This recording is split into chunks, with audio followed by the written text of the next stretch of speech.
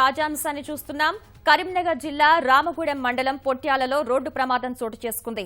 ఈ ఘటనలో 5గురు సజీవ దహనం అవగా మరో 6గురు తీవ్ర గాయాల పాలయ్యారు. దీనికి సంబంధించి మరింత సమాచారాన్ని మా ప్రతినిధి అలీముద్దీన్ అడిగి తెలుసుకుందాం.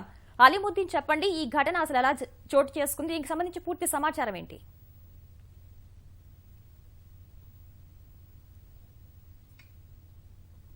బెల్లంపల్లికి చెందిన వారు ఒక కారులో వచ్చారు. మార్నింగ్ ఈ ఫంక్షన్ అనంతరం తిరిగి వెళ్తున్నారు. ఈ క్రమంలో ఎదురుగా వస్తున్న ఒక ఆటో ఢీకొన్నది.